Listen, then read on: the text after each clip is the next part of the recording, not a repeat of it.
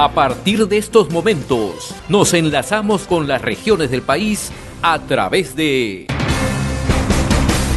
Conexión Perú. Te informamos y te acercamos al Perú. Nuestro invitado en esta oportunidad, y le agradecemos la cordialidad que siempre tiene con RCR, al doctor César Bazán Naveda, decano del Colegio de Abogados de Lima. Qué gusto saludarlo, doctor César Bazán, muy amable. Buenas tardes, señor Hernández. Muchas gracias por su invitación. Me imagino que usted también guarda mucha expectativa sobre lo que puede ocurrir en las próximas horas en el Congreso de la República, en medio de una situación muy difícil en el panorama político nacional, ¿no? Ayer escuchamos a la presidenta de la República, Dina Boluarte, indicar que si no se aprueba esta reconsideración para el adelanto de elecciones generales, va a presentar 2 iniciativas legislativas. Me gustaría analizar con usted qué escenarios se pueden presentar en estas circunstancias. Bueno, los escenarios son en realidad inesperados, porque ya se había aprobado una modificación constitucional para que las elecciones sean en el mes de abril del próximo año. Sin embargo, frente a los desmanes públicos que ocurrieron, hubo dudas para hacer el adelanto de elecciones para el presente año. Y para eso dejaron sin efecto el acuerdo anterior. Finalmente, no alcanzaron la votación suficiente para adelantar las elecciones para el año 2023 y ya habían descartado el adelanto de elecciones para el 2024. Y al final nos quedamos sin soga y sin cabra, sin nada, sin ninguna de las dos alternativas. Se planteó una reconsideración. Esa reconsideración está para ser discutida, pero no sé si van a alcanzar los votos suficientes para hacer un adelanto de elecciones para el año 2023. Entonces esto es una incertidumbre que más bien nos parece intenso, como había en las películas de Alfred Hitchcock, en la cual no se sabía cuál iba a ser el desenlace final. En este momento no sabemos. Dependerá de la madurez de los señores congresistas para que ellos puedan aprobar el adelanto de elecciones o por lo menos confirmar las elecciones para el mes de abril del próximo año. De lo contrario, la presidenta continuará hasta el año 2026. El hecho de que ella haya anunciado que haciendo uso de las prerrogativas que le corresponden como presidente de la República va para presentar proyectos de ley, no significa eso que las cosas van a cambiar, porque ella finalmente va a presentar un proyecto de adelanto de elecciones al mismo Congreso que en este momento va a discutir y votar. O sea que no habría razones para pensar que el Congreso de la República vaya a votar de manera distinta de la que vote dentro de un momento. Y en cuanto a la modificación de la Constitución como un proyecto, eso tampoco podrá verse, porque disuelto el Congreso al ser terminado su periodo, ya no le corresponde pronunciarse. Y el siguiente Congreso empieza de cero, es decir, sin ningún proyecto aprobado. Y por lo tanto, tendrá que discutirse todo de nuevo. Entonces, la propuesta de la señora presidenta, yo no sé en qué camino va, pero lo cierto es que con este Congreso no se va a resolver. Usted lo que apunta es algo bastante serio y quiere en consideración. La presidenta de la República va a enviar 2 proyectos precisamente al legislativo que ya tienen una posición fijada, por lo menos las bancadas tienen posiciones fijadas, ¿no? Tanto es poco probable que tenga éxito las propuestas que envíe la presidenta de la República. Entonces aquí surge otra figura y me gustaría que usted como jurista nos ayude a interpretarla. La presidenta puede forzar una renuncia como una forma de presión al Congreso para que el Congreso tome una decisión. Ella sí, por supuesto. Es más, ese acto por el cual ella podría renunciar ya adelantaría las elecciones de por sí, porque el presidente del Congreso de la República, que asumiría el cargo temporalmente será solamente para convocar a elecciones generales. Lo único que estaría en discusión es si el Congreso, el Parlamento continúa o el Parlamento sale con ella.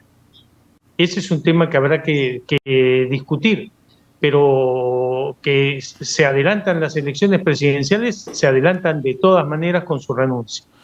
Ahora, estamos viendo un escenario, por un lado, en el aspecto jurídico, pero no podemos perder de vista el tema político, el escenario que ahora se ha configurado, que es la calle, ¿no? ¿Qué es lo más favorable en esta circunstancia, doctor Bazán? Bueno, lo más favorable para nuestro país y para cualquier país en el mundo es que haya orden, que haya paz social. Pueden reclamar todo lo que quieran las personas porque ese es el derecho constitucional. Lo que no pueden hacer es quemar inmuebles públicos o privados, bloquear las comunicaciones, las vías de comunicaciones y menos aún amedrentar a las personas. Entonces, esto que se llama calle, en realidad lo que está haciendo es ser nada más que vandalismo, porque si fueran marchas de cientos de miles de personas que piden la renuncia de la presidenta y su voz suena en coro, sonará muy, pero muy fuerte y la harán pensar en renunciar realmente. Pero un grupo de vándalos que están tirando piedras, que lo que hacen es buscar que haya muertos para vivir de los muertos, es la consagración, si le hacemos caso, de la extorsión y del chantaje emocional a los seres humanos, a las poblaciones. Eso no puede ser admitido. Es como si alguien raptara a mi hijo o al hijo de uno de ustedes y le diga, si no renuncias a tu trabajo, no suelto a tu hijo. Pero eso no es admisible, eso no funciona en ninguna parte del mundo y no debe funcionar. Si cuando hablamos de las calles, hablamos de protestas, de voces, de sonidos, de protesta pacífica, entonces sí, por supuesto. Pero si es vandalismo, entonces no, de ninguna manera. Esto me permite plantear el siguiente interrogante. Si tenemos ese escenario donde hay vandalismo, donde hay violencia, que va como vaso comunicante acompañado de un conjunto de exigencias políticas como la renuncia de la Presidenta de la República, el adelanto de elecciones, el cambio de mesa directiva, el adelanto o convocatoria a Asamblea Constituyente, ya tenemos un escenario mucho más complicado, porque esto puede venir como un efecto cascada. Entonces la gran pregunta es, ¿solamente va a bastar con adelantar las elecciones al 2023? ¿O es que recién para un sector de quienes están protestando en estos momentos es la primera parte de la película? Bueno, es una parte interminable de la película, porque vea usted, piden adelanto de elecciones. Bien, se aprobó el adelanto de elecciones, no le gustó el año 2024, siguen presionando para el 2023. Ahora que están presionando para el 2023, lo que piden también es el cambio íntegro de la Constitución y no tienen por lo menos la decencia de decirnos en qué cosa quieren que cambie la Constitución. Por lo tanto, están pidiéndonos un salto al vacío, como pasó en Chile y como está pasando ahora, que aprobaron modificar la Constitución y finalmente no aprueban de aquellas modificaciones o aquella Constitución modificada. Por otro lado, también están exigiendo la salida del presidente Castillo. Eso es absolutamente imposible. Él está sujeto a un proceso penal.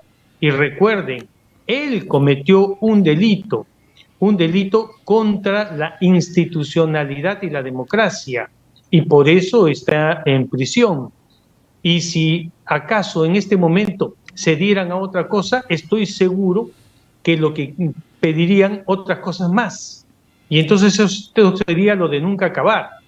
No hay forma de sentarse con un interlocutor para poder conversar. En el Colegio de Abogados de Lima nosotros emitimos un comunicado e hice declaraciones públicas invitando al diálogo para poder encontrar una salida democrática a la problemática del país. Y resulta que del lado de los manifestantes no aparece ninguna persona con la cual se pueda conversar. Y para poder conversar se necesita partes. Usted y yo nos sentamos y conversamos, pero no puedo hablar yo solo o usted solo sin que el otro escuche y sepamos qué cosa es lo que piensa y qué cosa es lo que quiere. Y del otro lado no hay nadie con quien se pueda conversar. Entonces esto no da resultado. Vamos a reunirnos también en estos días con líderes de partidos políticos en forma general, otros líderes de opinión, para ver cómo es que podemos democráticamente encontrar una solución a este tipo de problemas. No es solamente mudo, sino pareciera que no existen y cuyo único interés tal parece que es generar la anarquía en el país. No importa lo que se le ofrezca, será insuficiente siempre y eso es una mala señal para poder negociar. Pero aquí estamos frente a un hecho que pocas veces hemos visto en la historia de nuestra república, que siempre ha estado salpicada de graves problemas, de falta de institucionalidad, mal manejo de los grupos dirigentes. Lo que vemos acá es cinismo político, y hay que decirlo con nombre propio, porque vemos en el Congreso de la República que los legisladores que votaron por la vacancia del señor Pedro Castillo ahora argumentan que el señor Pedro Castillo ha sido vacado. O sea, ¿cómo entendemos? O sea, ¿cómo entendemos esto? Bueno, esto es algo absolutamente ininteligible, porque después se arrepienten de haber votado por la vacancia. Pero lo que hicieron en su momento fue correcto, porque Castillo lo que había hecho es dar un golpe de Estado. Así que no les quedaba otra alternativa que votar por lo razonablemente correcto, que era declarar la vacancia del presidente de ese momento. Inclusive aquellos que eran sus más cercanos colaboradores, como fue el primer ministro Bellido, se abstuvo de votar. Entonces, ¿cómo puede decir ahora que está mal vacado cuando todos ellos intervinieron en la votación, votaron y perdieron? Entonces, no pueden alegar absolutamente nada, lo que nos ratifica que estamos en un diálogo de sordos. No quieren oír, claro, no quieren escuchar, no quieren nada. Yo le preguntaba esto por qué y le ponía este término de cinismo, porque ahora quieren alegar una figura jurídica, que es lo más peligroso, ¿no? Luego de haber aceptado constitucionalmente una decisión, ahora quieren hacer prevalecer una figura jurídica que ni ellos mismos lo aceptaron en su momento. Claro, bueno, él estaba bien vacado. No sé qué otra figura jurídica podrían ellos exhibir en este momento. En efecto, sí. Lo escucho, doctor Bazán. El entonces presidente de la República tenía muchos problemas en razón de los actos de corrupción de los cuales era investigado por la Fiscalía de la Nación. Y la Fiscalía de la Nación lo que hizo fue poner en conocimiento de todos estos hechos al Congreso de la República para que el Congreso de la República autorizara que continúe con las investigaciones del caso y abrir proceso. El Congreso no se pronunciaba. El pedido de vacancia aparentemente en ese momento no contaba con votos suficientes y sin embargo algo pasó en el interior de la mente del expresidente para que haga un anuncio cuando todo hacía prever que él iba a continuar como presidente. Y entonces tomó una decisión que le costó el puesto, dar un golpe de Estado. Entonces no hay absolutamente ninguna justificación para que pueda él regresar a ser presidente y más bien lo que corresponde es continuar con el proceso para que finalmente tenga la declaración de condena o de inocencia. De repente el juez considera así, eso es materia del Poder Judicial, y según eso se resuelva. Pero al poder ya no regresa, porque ya dejó de ser presidente de la República. Otro tema, doctor Bazán. Hace unos días en un comunicado conjunto, tanto el Ministerio del Interior como el Ministerio de Defensa han dado a conocer que en medio de esta situación de emergencia, de violencia que vivimos en varias regiones del país, se está pidiendo el apoyo de las Fuerzas Armadas. Hoy han intervenido en la zona sur del país, hace unos días también ya han estado desplazándose por varios puntos del territorio nacional, el caso del Ejército o las Fuerzas Armadas. ¿Esto es una figura que se ajusta estrictamente al marco legal? Sí, porque en el caso de la defensa del territorio nacional, ahí es donde intervienen las Fuerzas Armadas. Y en este caso hay una circunstancia muy especial que permite que las Fuerzas Armadas puedan decir que han actuado correctamente. Y es que la Presidenta de la República ha dado instrucción a la policía que imponga el orden público, pero sin armas. Y por lo tanto no pueden enfrentarse frente a tumultos mucho más grandes, ni siquiera balas de goma, ni nada por el estilo. Y los pobres policías, y digo pobres porque ellos reciben el armamento de ley para hacer respetar el orden público y ahora no lo pueden hacer. Y por lo tanto tienen que enfrentarse frente a frente, puño a puño con los manifestantes. Entonces ellos están en desventaja moral porque no sienten el apoyo del poder constituido, que es el gobierno. Entonces la Fuerza Armada sí tiene las armas y si el gobierno le pide que actúe, entonces ellos están plenamente autorizados para ese uso de las armas. Y no se puede pedir a los miembros del ejército que actúen como actúa la policía. El personal del ejército, si ve que está tomado un local, va a entrar directamente y disparando sus armas, mientras que a la policía les han impedido hacerlo. Entonces, ese elemento disuasivo que es la superioridad en calidad de armamento es lo que permite el retorno al orden público. No es que aquellos que son los vándalos han devuelto las carreteras y han dicho, sí, ya, disculpen ustedes, y nosotros nos retiramos o nos ponemos más allá a protestar. No, ha tenido que llegar la Fuerza Armada para que ahí recién se den cuenta que hay un desnivel y que tienen que cuidar de protestar pacíficamente y no mediante la imposición de la fuerza, porque a la fuerza se responderá con fuerza, y esa fuerza desequilibrante le corresponde a la Fuerza Armada, porque ese es el papel que le ha asignado la Constitución y la sociedad a los institutos armados. Entonces, ese papel en este momento llena un vacío y es correcto. Estamos dialogando con el doctor César Bazán Naveda, decano del Colegio de Abogados de Lima. Me comentaba hace unos instantes que desde el Colegio de Abogados de Lima se está haciendo un esfuerzo por establecer comunicaciones con distintas colectividades políticas, ¿no? ¿Cómo se está avanzando en esa línea?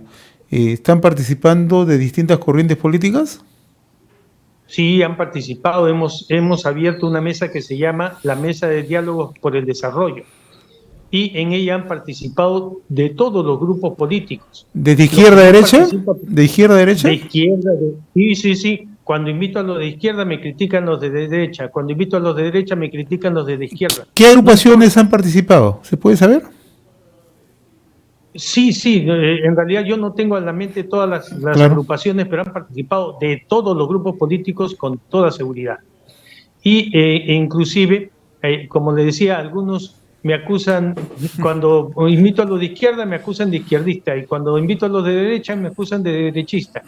Pero lo que nosotros queremos es que nos sentemos a dialogar. A los que no podemos invitar, y no porque no querramos, sino porque no encontramos modo de invitarlos, es a aquellos violentistas que están en este momento encabezando lo que llaman protestas, pero que en realidad es vandalismo.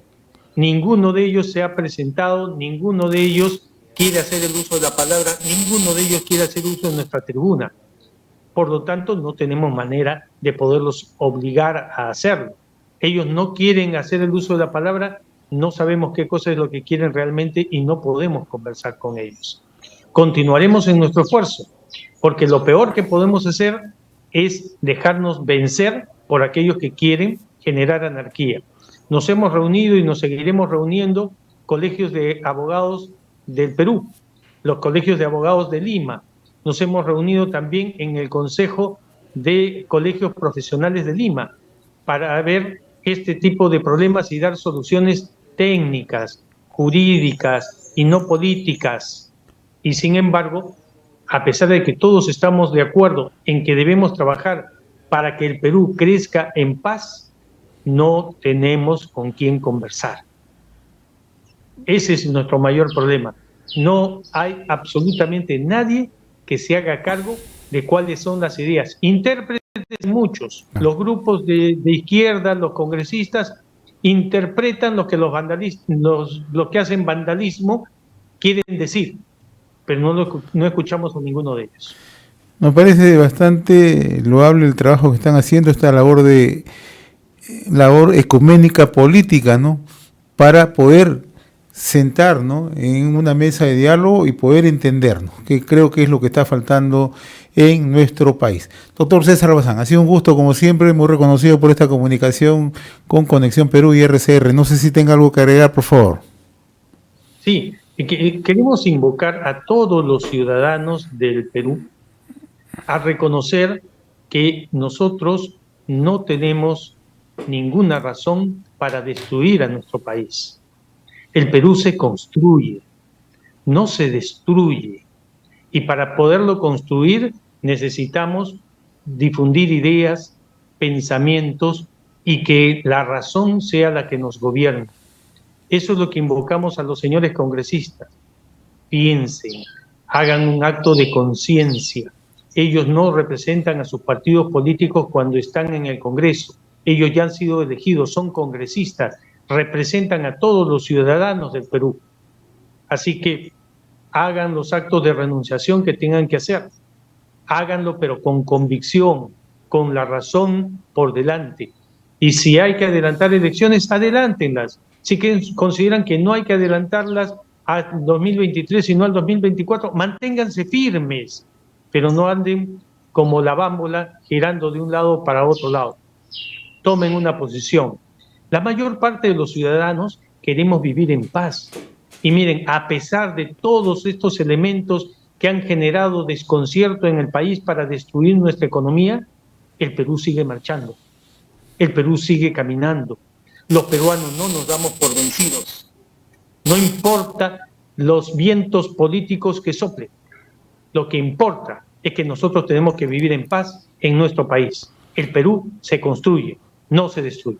Muchas gracias a usted por su invitación.